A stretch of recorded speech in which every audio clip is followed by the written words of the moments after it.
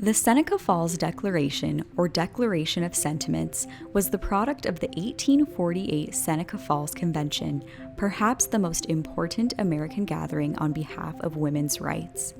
Although the Declaration cannot be called the simple product of a single author, Elizabeth Cady Stanton is its chief author. Stanton's biographer, Laura Curtis Bullard, has aptly called the Declaration of Sentiments a serious parody of the Declaration of Independence. Just as the Declaration of Independence insisted that all men are created equal, the Declaration of Sentiments insists that all men and women are created equal.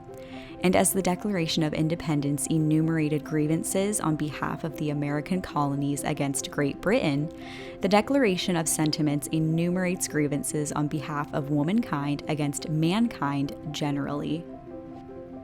In its own time, the Declaration of Sentiments was deeply controversial. It was not well received by the public at large and even produced disagreement among women's rights advocates.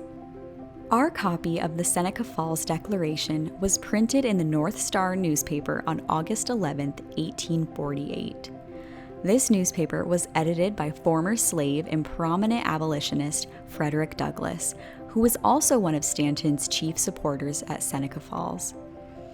Reflecting on the women's suffrage movement in his book Life and Times, Douglass quipped, "Seeing that the male governments of the world have failed, can do no harm to try the experiment of a government by man and woman united."